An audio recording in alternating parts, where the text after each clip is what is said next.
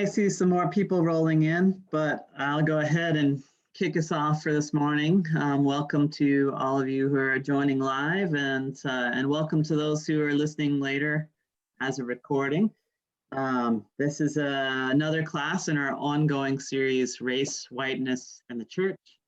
And as we talk about each week, some of our objectives for this course have been to understand more about the history of race and the experience of being Black in America, to discuss the concept of institutional racism, to understand more about how the sin of racism has impacted the health, unity, and witness of the church, and to explore how we can be a healing community in the midst of that. And the last few classes, as you know, we've really been focusing on inviting people who represent different organizations and that we partner with at Grace in an effort to promote kind of listening and learning to people who have life experiences that are different from our own. It's really easy to be siloed in this world and to think that our experience is representative of everyone's experience. So I think there's just such good to be gained in expanding our awareness and our compassion. And this effort's also in order to build stronger relationships with partners in Seattle and orgs in order to, as Grace Seattle, learn how to better love and serve our city. So that's what this is all about. And with that, welcome again, and I'll pass the mic to Jason, who is going to introduce our guest today. Yeah, well, good morning, everyone. And it is my honor to invite and have the presence of our guest this morning from Rest. We've had Amanda come a couple years ago. We've had some interaction with Lisa at Rest, and very, very privileged to have Emily Ishiki here with us this morning from Rest. She's the outreach coordinator. And just a phenomenal human being who's doing a lot of great work in the city, not just working within Rest, but working in the city, speaking to our city government about sex trafficking and what's happening out there on the streets. Also, M is also a founding member of Affirm Seattle, which is a trans feminist organization that's focused on sex trafficking intervention. So I got to know M briefly as we were working to coordinate and support someone who's served by Rest. And so I am very thankful to have you, M, and blessed for you to be here just before her sabbatical, which is very kind of her on Mother's Day. So everyone, welcome M, and M, thank you for being here. Thank you. That was so sweet. Well, good morning, everyone. It's early for me. It might be early for you, or it might be late if you're an early riser. So thanks for being here. I'm going to start sharing my screen. We're just going to go over, one, how your community is, a part of the work that Rest does, and also how you can take part for future actions, because we don't know what we can do unless we know the land and we know the culture, and then we also know the needs that it requires. Something that I'm learning really quickly is that we're starting from an abundance space, and we're starting from an abundance standpoint, when a lot of our clients are starting from, definitely scouring, definitely scavenging, and from a lack posture. And we want to get them to that abundance posture of not just asking, but receiving, and receiving with openness. So this is one of our beautiful graphics that just came out a little under a year ago. And it really represents the people that we serve. It's diverse, and also it's not femme-centric people or female. We do serve men and also young boys as well, which was my department prior to the outreach coordinator. I was the all genders advocate working with men and trans folks in our community. So it's a joy. So every time I look at this slide, it just shows me that the work continues and that it's more diverse than even I realized going into this work. I don't know if the video is going to show up on this, but this is just a short little video explaining the work that we do here. If y'all want to just sit back, sip your tea while we watch this 2-minute video here. Sex trafficking can be a 13-year-old girl being groomed for sex work by someone she met online who she thinks she can trust. An adult struggling with addiction who traffics their child for money. An immigrant whose documents are kept until debts are paid off through sex work in an illicit massage business. A young woman's boyfriend who manipulates her into selling her body. Sex trafficking is an exchange of sex for anything of value, such as money, food, and shelter, through the use of force, fraud, or coercion, or when the victim is a minor. Traffickers prey on the vulnerable. Poverty, child abuse, racial disparities, substance use, mental illness, developmental delays, gender and sexual minorities, or simply anyone looking for love or acceptance are all factors that increase a person's vulnerability. And this isn't something that's only happening in other countries. Thousands of people are trafficked in every community around the U.S. every day. Once victims are trafficked, they suffer immensely. One study in the United States says that 86% of women were subjected to physical violence, sexual assault, and other forms of violence while in the sex trade. Traffickers may use violence toward the victim and their loved ones. Abusers alternate between affection and violence to manipulate their victims into thinking they're loved and that it's their choice to stay. Victims find it hard to leave because they think this is love. Shame keeps them stuck and makes it difficult for them to receive help. If they do find the strength to leave, they struggle to find other opportunities. Studies show that over 90% of women engaged in the sex trade would leave if they thought they had another option. Each year, REST opens doors to other opportunities for hundreds of victims and survivors, offering pathways to freedom, safety, and hope. Everyone deserves to be loved. Everyone deserves a life free from exploitation. Also, I didn't do an audio check. My bad, you guys. But I hope y'all were able to hear that. And if you need that link to that video to share with other folks, I can send that to y'all in a follow-up email as well. Jason, you're off mute. Did you want to say something? Sorry. Were you asking me? I'm sorry. Yeah, you're off mute. So I was like, do you want to share something? Oh, I was just saying thank you for the video. No, it was really a good description.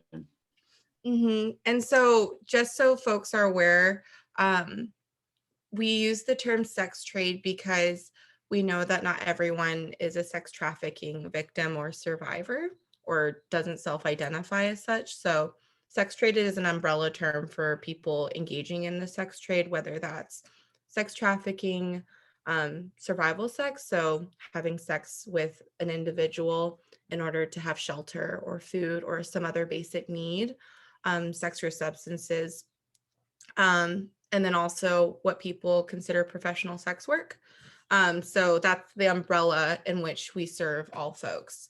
And it did start from the posture of we did see a huge need in the Denny Way area where there were folks trading sex actively in that space and then off of Aurora. And then it spawned all of these programs. So we do have a range of care. And in the video, it said opportunities to exit the trade. It's a start. So as you enter the sex trade, you also have to exit. And it's not something that is always accessible for a lot of folks, but we wanted to try and create avenues of exit through not only outreach, but other programs. And so that's how a lot of our programs were born. Outreach was first. It was started, I believe, in 2010. So it's a little over a decade old, and it was started off by volunteers. And then as our services grew and the need was becoming more prevalent, we opened up the Rest House, which actually had our founder as the house mom. So she was living in this space with survivors. And we made the program fitted so that survivors could be successful. And it was led by survivors' needs. And we asked a lot of questions. What were the barriers that got folks exited from other shelters? What were the barriers that got them to start over and over again? And a lot of it was consistency and for folks to be trauma informed. So that's what leads a lot of our services is trauma informed care and consistency. So from the rest house, we opened up our ERC, which is, I believe it's 6 years old now, and our hotline. The ERC is our shelter. So someone can stay anywhere from starting day to 3 months, where they can work on their housing goals, but also supplementary goals like employment, mental health, physical health. It's a space for 7 individuals that identify as femme or female. And it's individual rooms, which is very different than other shelters in our city. Shelters, I'm sure all of y'all have heard about how it's a community pool. So it's not always safe for survivors of the sex trade, let alone women and other vulnerable populations. And so we realized that people needed their own space, not just to decompress, but to feel safe. So they have the space to lay out their things as well as not share energy and space with other survivors, and they can close the door, which is a really big deal for a lot of our survivors, is they haven't had the privacy or the autonomy to close their door. So that's something that we really felt was important for our shelter to have. Within the shelter, we have our hotline, which is 24/7, and it's staffed by the shelter staff.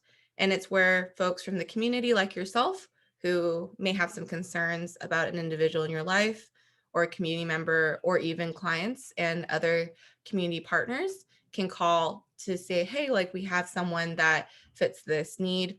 Do you have space available in your shelter, or do you have other programs to fit this person's need? So the hotline is a great tool to ask all the questions, and our lovely hotline staff is very kind and patient. The phone calls can last anywhere from 2 seconds to 2 hours. I think the record time, though, has been 5 hours, a 5-hour conversation. So just being available, being present, definitely meeting people where they're at. And from the shelter, we opened up our case management. I believe that actually preceded the ERC. And this is my old department, which is where we go out in the community, we get referrals for case management and just meet people where they're at. A lot of the times before COVID, I would meet people at bus stops or shelters or parks, places where the individual feels safe to meet me. And then we talk about the different goals that they might have, whether it's exiting the trade or housing is a big one, and substance abuse. My specialty is substance use disorders as well as behavioral disorders. So I worked a lot with folks in psychosis and just patiently sitting with them to see what they needed, whether it was a basic need or an overarching need. And then within that drop-in space, you'll see that bar, the third bar at the top, our droppers.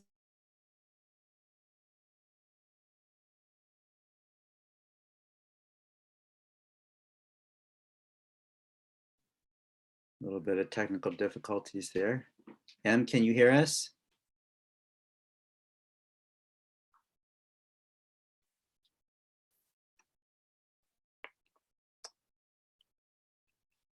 Support, which is a really good thing. Oh, am I having internet problems? Sorry, y'all. You froze for a second there. Oh, am I back? Am I good? You're back. Thank you. But yeah, actually, Grace, I believe, has donated to drop-in services for meals because we serve dinner 4 nights a week, Monday through Thursday. And through COVID, we actually kept open. The only day that we closed was the first day when Governor Inslee said we need to cut off services and we need to focus on containing. But then we opened up the next day, serving people at the door, but still serving folks in the community. And our clinic is a new program that services physical and mental health needs for our clients. And it's through a partnership with ICHS down in New Holly and Shoreline. And our clients are able to have longer appointment stays and have their needs met, not only physical, but sometimes emotional check-ins are really helpful to move forward into the physical check-ins. And then we have a trauma therapist, and we're currently looking for a DBT EMDR therapist, which EMDR therapy has proven beneficial for a lot of survivors, whether it's sex trafficking, sexual assault, or DV. So if you know anyone, we're looking for another therapist. And then we also have our academy, which is one of the big pivots for our programming to offer opportunity for people to exit the trade. It comes in two parts. So the first one is career training, basic professional development for our survivors to engage with and have mock interviews, as well as building up their resume with our employment specialist and some of the folks in the community that have offered their amazing support as well as mentorship, which has been really sweet. And then we have our part two, which is a paid internship for our survivors, offering not only a space where they can practice their new professional skills, not new, but definitely sharpen professional skills. And then also get paid a livable sum in Seattle. We pay our survivors at $20 an hour because we want people to know that you don't just have to start at 15. That minimum wage doesn't have to be the first pay out of the life, and it's hard earned. And so we wanted to show people that they can get jobs that are above minimum wage and that it's valuable and that their work is valuable and their experience is valuable. The rest house was on pause for a bit, but then it came back.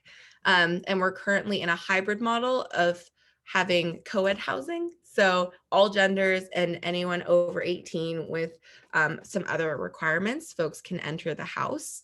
And it's an independent living space with no staff on site, which was very stressful for the first 6 months, if you can imagine, starting off this program and entrusting not only our survivors, but even our staff to just not just let them rule the house, but definitely make mistakes and then learn from those mistakes of how to live peaceably with each other. Because the center of the house, the big rule is, how do I peaceably live in community with another?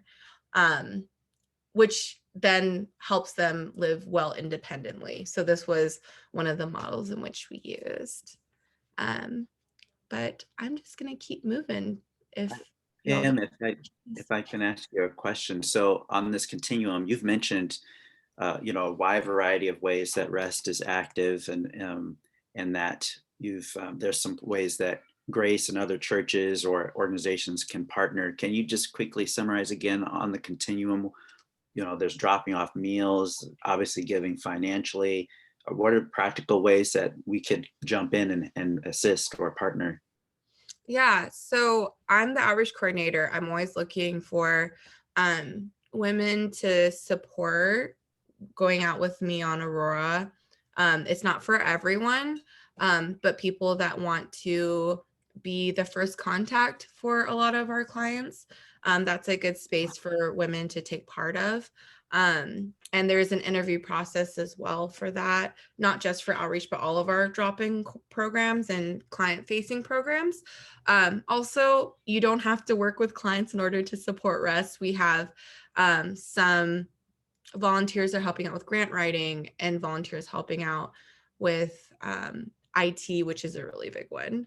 We are always in need of IT folks. And my outreach program, we partnered with Microsoft to do a text outreach program. So working on innovative ways to reach out to the community. And I send anywhere from 150 to 500 text messages into the community to share about our services. So there's different ways to connect. The Academy is a really good way to connect for folks that are in corporate or in employment services. Like recruiters would love to have recruiters in our REST Academy. Our shelter is always looking for volunteers as well, just to talk with the survivors, as well as be staffing. And they would never be alone. It would always be with other staff as well, but it's just helpful to have more folks there. And then the rest house is always in need of repairs or gardening. I actually like gardening at the rest house as well. And we are so close to getting our second rest house. So we will be needing some help getting that ready as well. That's great. Thank you, Em. And I have the volunteer coordinator's email at the end of the slides. And then if y'all want to send a follow-up email with other information, I can give that to you as well. Thank you. Of course. So these are just some of the statistics and information. It's a couple years old. And this comes from our REST training day training. A lot of the times, even my own family, they ask me, is it prevalent? Is the sex trade, is sex trafficking prevalent in Seattle? And I'm like, oh yes, as well as other cities on the West Coast and across the US, it's not as apparent. We do have a more apparent track or a place where people buy sex, but also a lot of the stuff is online. When Backpage closed down in 2018, I believe, it was one of the biggest sites where folks would trade sex, posting ads. And the reason why it got shut down, obviously, was also the minor trafficking that was occurring on the site. But there have been alternate websites that have popped up. And the statistic was taken from Arizona State University. In a 3-month period, 34,000 unique phone numbers posted on Backpage. So those are individual folks specific to the Seattle metro area. So this isn't across the state. This is just for Seattle proper. And then within a 24-hour time period, 6,800 sex buyers were perusing for soliciting sex. And then the last point, which should be right under that, is peak time for procuring sex online. Not necessarily purchasing, but looking as well as contacting the ads is around 2 p.m. A lot of the times when I think of 2 p.m., I'm thinking of my coffee break. So it's really bizarre to think that this is a time when folks are looking to buy sex online. And something that I've talked to sex buyers about is, why is it around 2 p.m. or like 3 p.m.? And one of the sex buyers I chatted with said, Emily, what do you think I'm doing at 2 p.m.? I'm like, I go get coffee. I don't know why you, and they're like, I'm about to go home, or I can like clock out for the day. Like I'm thinking about what I'm doing after work around 2 or 3 p.m. And so that's the mindset of a lot of these folks. And the demographics that I have from Demand Abolition, which is another research study that was done nationally, but they did focus on Seattle because the research group is in Seattle. The average buyer reflected the population or the ethnicity of the area. So the sex buyers were anywhere from 65 to 70% white, and the other percentage was mixed. Whereas the folks in the trade are 70 to 80% BIPOC and 20 to 30% non-BIPOC. So it's flipped. If you think about how the statistics is the buyer is predominantly white, and then the folks in the trade are predominantly BIPOC. And when talking to sex buyers, which is a part of my job at times, I do also ask, why is it that you don't want to buy sex from someone that looks like you? Which is a really hard question, but they're apt to answer. And one of them, which sticks out, said that I don't want to buy sex from someone that looks like my daughter. I buy someone that doesn't look anything like me.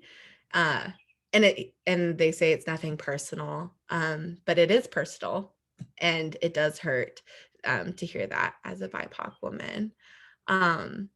And another thing in regards to online ads is they do have stings in law enforcement. So they do put out these responses, and this was one of them, for a minor selling sex, and it received 200 to 250 responses, and that's within a 12-hour period. So this isn't an ongoing poll. This was a timed response. But I know that's really heavy, and I am so thankful that y'all are sitting with it. But if you need to like take a little bit of breath, a little bit of space, that's what I do a lot as well. But any questions, or do y'all need anything from me before we move on? Because I know that's heavy. I just appreciate you acknowledging that's really hard to hear, and to ask, offer or provide space for us to take a breath, because I needed that. So yeah, why don't we all just take a breath together? I'm going to move my tea, just putting your hand somewhere near your center. It doesn't have to be your heart.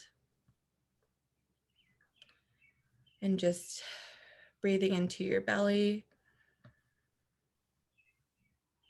and then out. Feel your shoulders relax. One more time, breathe in and then out. Because this information wasn't meant to be like, this isn't the way of Jesus. If we think about it, we were never meant to see these numbers, let alone in our community. So it is hard. And thank you for sitting with that. thank you. Mm-hmm. And the beauty of it is that we have a diverse set of clients at Rest. Again, like I mentioned before, I was the all genders advocate working with men and trans and gender diverse folks. So to see these statistics when it came out, I was almost in tears, because when I first came here, it was around 98% female we were working with. And there are statistics nationally that it is a 60% cut of women and 40% men in the trade. So to know that we're not working towards servicing those folks was really hard for me to understand, let alone to grasp. And so the work and labor of not only myself, but my team to bump that number up to 4% was a really big deal. And that 15%, honestly, of undisclosed is typically gender diverse. So folks that are not comfortable sharing their gender identity with us, which is totally normal and fine and safe. But that doesn't mean that we're not servicing them. And that's one of the beauties of Rest, is that it is not gender nor age specific. We do serve minors. I'm also a youth advocate as well. And the youngest that I serve typically is 11 or 10. And so we want to service not only folks in their gender identity, but also in their race or in their culture. 41% of our clients identify as Black, 34% as white, 11% as AAPI, and then 9% Latinx. And then we do serve a pretty heavy Indigenous population as well. A lot of the folks coming from a Yakima tribe, as well as some folks from the Midwest. And unfortunately, something that does break my heart, I'm not from Seattle, but I do serve a lot of Native Seattleites. A lot of our Indigenous community comes from West Seattle. A lot of our Black community comes from the Central District or Kent. These are the people that we serve, and to think how not only systems have failed them, but communities have. We want to create this space of consistency, but also one of honoring, and not just of like what they look like or who they embody, but definitely their spirit. And so we also don't have a barrier for folks who don't identify as a Christian. And we also practice non-proselytization. So unless someone asks us to pray or unless someone asks us for spiritual guidance from our stance, then we offer it. But a lot of the times it comes from a non-judgmental and also an open platform for folks to receive care.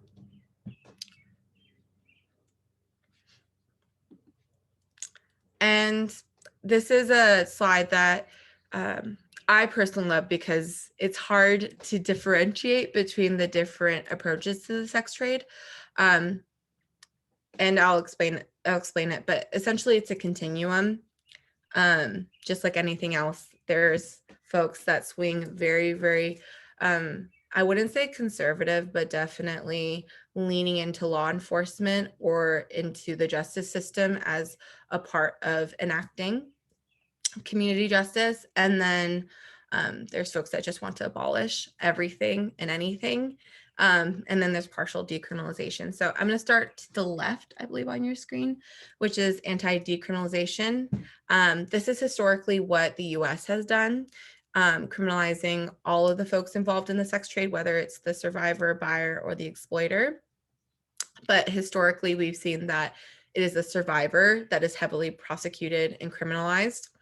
And we have survivors on our staff that are still working on their charges from when they were in the life 10, 15 years ago. Still working on getting those charges vacated so that they can not only work, but also even traveling.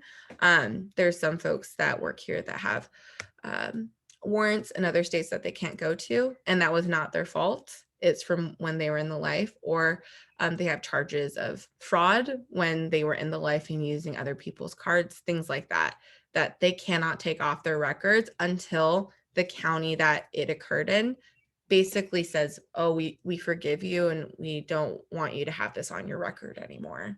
But that's individual counties, and that's a lot of labor. And the average vacatur time span is anywhere from 3 to 4 years. So it does take a lot of time. And for someone that wants to exit the trade, this is a huge barrier because a job isn't going to wait 3 to 4 years for you to get your charges vacated. So a lot of the policy work that we've done, not just with REST, but in my other chapter firm, is working on getting survivor charges vacated a lot faster, and with little to no barriers around counties. As long as you're filing in Washington, our hope is that you can get your charges vacated elsewhere as well. So that's anti-decriminalization. Also, we are in Seattle leading towards that. So in 2019, I was like 2020 was last year, 2019 in the winter of that, I went to a county meeting on Aurora, and the neighbors in the Aurora area were begging law enforcement to criminalize prostitutes because they were taking up the sidewalk. So this was becoming a hot button issue, and saying that this was a neighborhood for families, and that this was not a safe space for folks to raise their children, when historically this has been the track. This has been where people trade sex for a long time. And they started arresting folks again. So the Nordic model that they say that they're encouraging with their law enforcement is not necessarily true at this point. I'm hopeful that they will go back to partial decriminalization, but for now, they're leading more toward anti-decrim within the SPD. And then another approach to the sex trade, which is becoming more popular, is full decrim. If you're familiar with any justice movement along with abolitionist movement, you'll hear this word a lot. Full decrim of everything, not just sex work, but substance use and other what people call deviant behaviors. But within the sex trade, full decriminalization is a term that doesn't hold exploiters accountable or buyers, and also provides support for folks in the trade. Historically, even as of recently, there are a few countries that have full decriminalization approaches, and they're finding that there are gaps. There are gaps in protections for the workers. If you want more research on that, I actually have some colleagues that are New Zealand that are presenting that there is actually more police brutality towards folks in the trade, and there's actually more buyer brutality towards folks in the trade. And they're also finding that there is less pay and less work for folks now that is full decriminalized. So this term was coined by a pro-sex worker in New York, and she is leading that movement along in the lobbying nationally. So this term was used a lot in the protest last summer when it came to the abolitionist movement and the BLM protests. At the very end, I saw on a banner when I was there, like there were 9 things that they were demanding from SPD, and full decrim was one of them. And a lot of the times within the survivor community, there is a bit of discomfort when it comes to hearing these terms of approaching the sex trade. People typically align with full decrim because it means protecting themselves. But moving on to the next approach, which is partial decrim, this decriminalizes the folks that need accountability, right? Holding the buyers and exploiters accountable, and then offering honor and support to survivors. So this is where REST typically lands. We want to not only honor the survivor story, but create opportunities for them to exit the trade. Within both anti-decrim and full decrim, there isn't a lot of support for survivors that want to leave, that want to exit. Within any type of system like this, it's difficult to have a criminalized person exit. And those 2 options don't provide that. With partial decrim, it provides opportunities, but also a community of support. And within the BIPOC survivor community, this is typically where people land because they want to have an opportunity for exit. They want to have an opportunity for accountability, but they don't know where to land because typically the anti-decrim and full decrim are the only options. But there is a third, which is the one that REST is implementing and has stayed consistent over the 10 years, 11 years that we've been in fruition. But it is picking up, and there are a few models that you can look up. The Nordic model, which is a historic model used in Europe, in the Netherlands, that is partially decrim, again, holding buyers, holding exploiters accountable through carceral methods. And then from my sisters in a firm, Hawaii, they just put out a alternative model to the Nordic model, which is the Bodies Back model, which is an indigenous lens of partial decriminalization and honoring the sovereignty and the indigeneity of the land. So if you want to look those up, I can definitely send those to you. But just to pause, does anyone have any questions or do you need clarification on these 3 approaches? Yeah, I have a question. I was wondering about legislation that, or folks in like Seattle city government that might be allies to the partial decrim approach or to REST in general. Yeah, there's a county member, oh my goodness, District 7, I believe. I have to look up her name, but she actually put out in support of the vacatur legislation to quickly expedite vacatures for folks in Washington. Unfortunately, there isn't a lot of folks in support of partial decrim because it requires people not to look radical, when in reality, this is the most radical approach. Because at the moment, a lot of folks are leaning into the full decrim, sex work is work, but they don't take into consideration if you do legalize it and if you do decriminalize it, who are the folks that are going to be affected the most. And it has been typically BIPOC mothers. There are no protections for those folks, as well as, the people that benefit most from that term are typically white sex workers that can exit the trade very easily.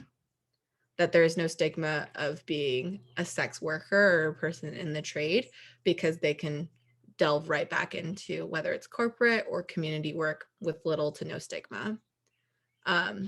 So that's the hard part, is a lot of people are leaning into the sex work is work. One, because it's easy to remember and it sounds really nice. But coming from someone that works in the community, it doesn't work, because there's no accountability. There's no accountability because there's obvious like harm. And for survivors that say, you know, I work with pro sex workers as well. So a lot of the times they'll say, I haven't been harmed, but take 10 minutes to sit with them and actually go over like a date. And there's been a lot of harm done. And I'll be like, you don't see that as a problem?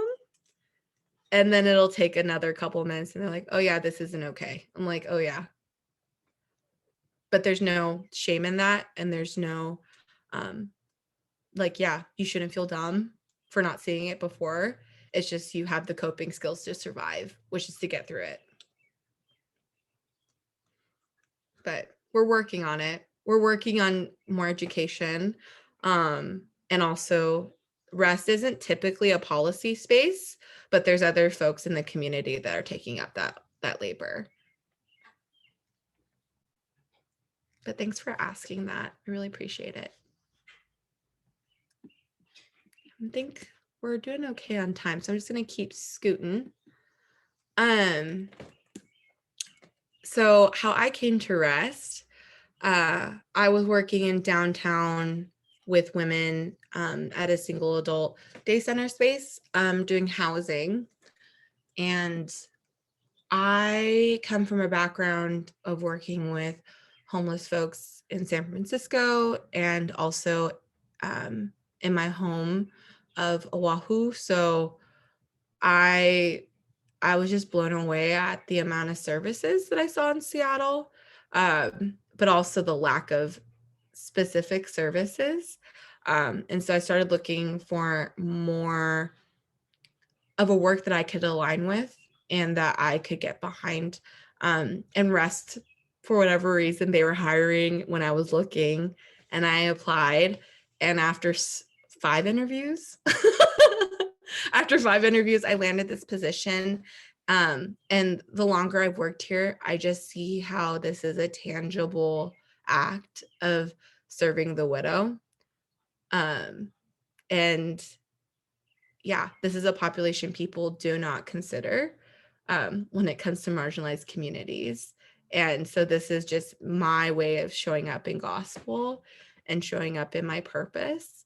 And it's funny because when I was in college, I had a dream about Seattle, and it being the place where I rooted. I don't know if I'll be here forever, but it's definitely where I've seen like my purpose being rooted, that I can't walk away from this work without passionately and zealously committing to it. Because it is all encompassing, like my poor family.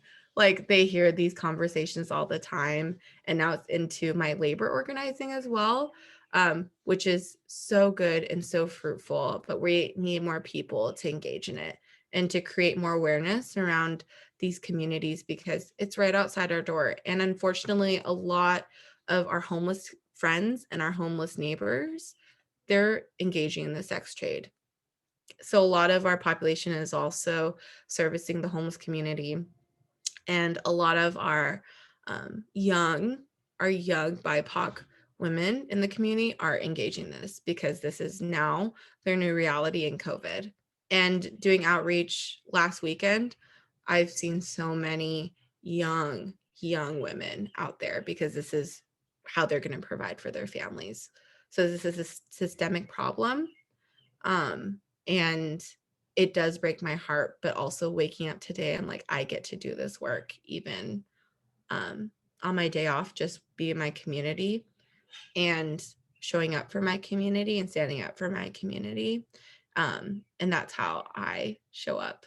And that's how God shows up in my space and in my work. And I'm super grateful that I get to take part of it, because this is definitely not a typical job. So I'm aware of that, and I'm super thankful to that my job is allowing me to take space to care for myself and to tend to my body and soul. But this is also an invitation to partner, because I know that y'all showed up here today to learn about what it is to participate in taking part of rest, as well as taking part in servicing your community at large. There's a lot of different opportunities, and like I said earlier, you don't have to be in front of clients in order to affect their outcome or to affect their life. And so we are really creative when it comes to servicing our clients with our community partners. And you can totally reach out to me, or this is Kaylee, our volunteer coordinator, and she's been really good at connecting folks to their different giftings. And it doesn't have to be even once a month. It can be to your liking. And Kaylee's very, very good at scheduling folks and making sure that they're not burnt out. We have a pretty good track record of long-term volunteers. Most of my volunteers are moving away, so I'm actively looking for outreach folks for the summer. And then I know that we're also looking for drop-in folks as we open up the space to people in the community. And then also Kaylee's a good person to reach out to for meal delivery. And we also take furniture donations for folks moving into housing. So if you know folks that just want to get rid of something off your buy nothing that looks pretty nice, that's also a good thing to email Kaylee. But yeah, those are all of my things. Thank you for listening to me and sharing space with me. And I believe we're now open to questions. Oh, I see things in the chat. My bad. Yeah, thank you, Em. It's so great to get to know you a little bit and hear what you do. And I'm grateful hearing your story and these stories, and how God has brought you to use your skills and engage in this work courageously. I'm so thankful to hear and to learn about that. Do we have any questions from anyone? Good. Hi, I have another question. I was wondering about minors and mandated reporting. How does that work as you work with minors? Are you a mandated reporter? And like, it seems like there's a lot of resources around people under 18, and then they get dropped off, which is a huge risk. But can you tell me more about that?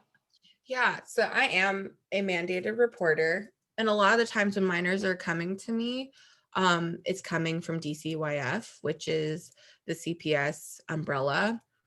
So they're already in the system, and this is an external referral specific to their experience. So thankfully, I've only had to call it once.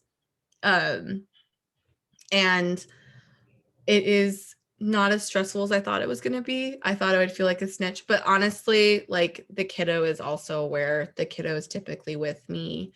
And if it's an external referral from CPS, I don't have to keep calling unless there's like an imminent risk, whether it's from the parent or from the kiddo itself. So that's who I work with. And like you said, once they turn 18, but for King County, it's 24 is when they get dropped off, because there's typically wraparound support for kiddos post-graduate. But 24, there's not a lot of services for 25 and up. That's a really good question. Thanks. Mm-hmm.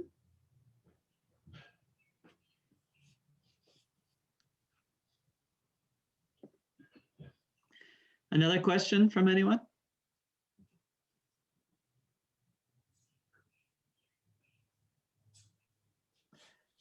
I'll say, Em, I'm curious if you, how you might speak to like what factors create the disparity in race that you mentioned. Something like 40, if I remember from your slide, 41, 42% of people who are survivors are Black. And that, of course, is far outside the percentage of the population that are Black. And you mentioned kind of on the demand side there, that kind of disturbing statement that buyer told you, but what other factors do you think are at play in that disparity? I think vulnerability is a huge factor. Something that a lot of traffickers or exploiters use, especially for youth. I mean, one of my kiddos was baited with boba, like, like the milk tea stuff. Her trafficker was like, I will buy you as much as you want. I will buy you as much as you want. I will deliver it to you as much as you want. And that was enough for her to say, yes, I will trade sex. Yes, I will send pictures. And she's just a 13-year-old kid that just wants someone to pay attention and like what normalcy looks like, because she doesn't come from an affluent household where she can just have the money to go out with her friends and buy boba. So it could be it's not simple, but it can be something like that.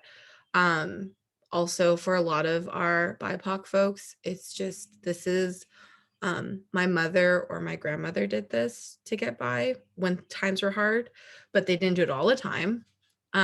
So this is historical. And something in the Rest Training Day that we do have is a section on sex buyers. And this section was previously named porn, when actually porn isn't the catalyst for a lot of sex buying. It's a behavior, but it's not something that always catalyzes it. It has been historically been a taught thing, that this is something taught to folks. It's not something that is initiated from themselves. So a lot of sex buying also occurs when manhood is being questioned. A lot of the buyers also said, my dad took me to buy sex from a prostitute when I was 18 to become a man, like that narrative. For BIPOC women, like this, the story of sexual assault is a huge one, desensitizing them to that anyone that, takes control of my body without my choice, like that's not okay. But what if like I choose to do this? Like, buying sex is consented. It's not consented rape. It is rape.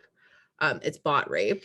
And that's something that we do talk a lot about with our clients, is that if you had the choice to trade sex, would you do it if this was just someone you wanted to do this with? And typically it's a no.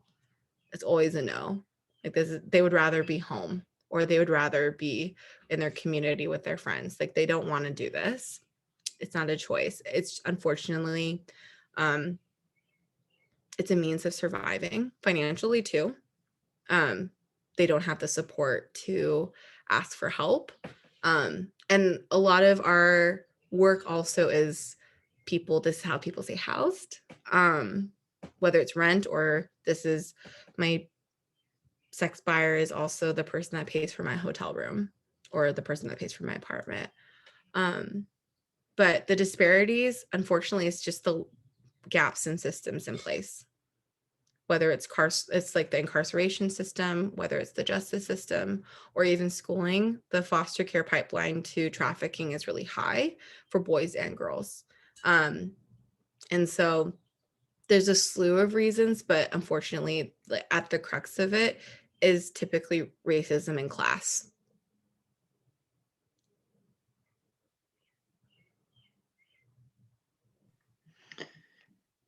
Yeah, just following on that, it was striking to me, and I had never thought about it, just to hear your comment about white sex workers being able to just sort of choose to get out, and that access being there. Yeah, which is not something I would have ever thought about before. Yeah. And again, it's not all white sex workers. It's like the 1% of the 1%. It's able-bodied, like young-ish white sex workers, and people, that have the vocabulary and the rhetoric to not sound, unfortunately, like ghetto, or sound like they're uneducated. unfortunately, like a lot of our folks are educated. I know so many people that lost their jobs post graduating and then moved back to Seattle. And because they couldn't afford to live, they went right back into the trade. And they're like, I went to college, so I didn't have to do this. And then they come back and they had to. So it's nothing to do with education either. It's all to do with vulnerability, and then unfortunately the gaps in the system that wasn't meant for BIPOC people to thrive. Well, I want to thank you again for being here, for sharing with us, for what you see and what you hear, because it's meaningful and helpful to us to hear these perspectives and to add that to our awareness. Do you have any last words for us in terms of things that can help, that you would love for our community to know, to kind of build awareness and our tools for compassion for the community that you serve? Yeah, I mean, if you want to learn more, our REST training day is free right now because it's on Zoom. And that can be found on our website under the Get Involved tab. So if you want to learn more, or if you want to learn more about the community that we serve, and also Seattle as being a hub, I think that would be a great place to start. If you want to look at the sex buyer statistics, I'm always intrigued by them. Demand Abolition is a really good resource. I believe that they're funded by the Polaris Project, which is a big anti-trafficking research firm. And so they have very good information on that. And also, if you want to dig deeper into more of the BIPOC and stories, I would also look up MMIW stories, which is the missing and murdered Indigenous women and children's, which is very prevalent here. And Roxanne White, she's a really good advocate to look and read into. She's based out of Yakima and does a lot of the land honoring stewarding acknowledgements for the area, but she's also a survivor and has a really good lens on MMIW issues. Well, thank you very much. That's the end of our time today. I do want to mention we have 2 more classes in our series, and the final 2 classes are essentially the conclusion, the wrap up of all that we have been talking about this year.